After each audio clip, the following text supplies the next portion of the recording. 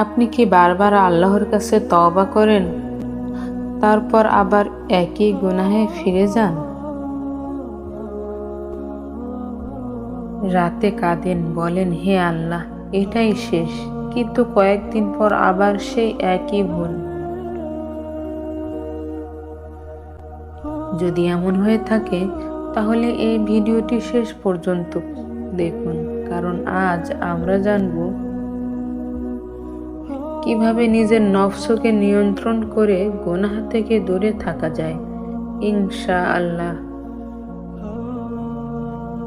প্রথমে একটি সত্য কথা মনে রাখুন, নফস কখনো আপনার ভালো চায় না। সে সব সময় আপনাকে এমন আনন্দ দেখায় যা কয়েক মিনিটের জন্য সুখ দেয়, কিন্তু পরে হৃদয়ে রেখে যায় অনুশোচনা, অস্থিরতা এবং লজ্জা।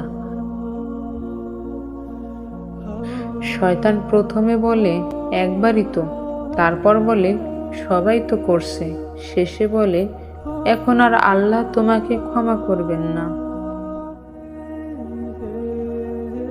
এটাই শয়তানের সবচেয়ে বড় প্রতারণা। তাই যখনই গুনাহের ইচ্ছা জাগবে, সঙ্গে সঙ্গে নিজেকে একটি প্রশ্ন করুন, আমি কি এই অবস্থায় আল্লাহর সামনে দাঁড়াতে প্রস্তুত? যদি আজই আমার মৃত্যু হয়, আমি কি এই কাজ নিয়ে আমার রবের সামনে যেতে চাই? এই একটি প্রশ্ন অনেক গুনাহ থেকে আপনাকে ফিরিয়ে আনতে পারে। দ্বিতীয় বিষয়, আপনার পরিবেশ বদলান। যে বন্ধু আপনাকে গুনাহের দিকে নিয়ে যায়, যে ভিডিও, যে গান, যে সোশ্যাল মিডিয়া বা যে অভ্যাস আপনার ঈমান দুর্বল করে দেয়,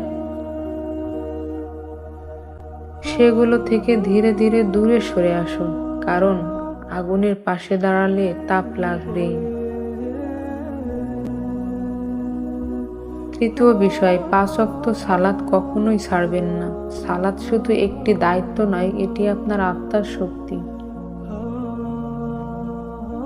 যে ব্যক্তি নিয়মিত আল্লাহর সামনে দাঁড়ায়, তার হৃদয়ে ধীরে ধীরে গুনাহের প্রতি ঘৃণা তৈরি হয়।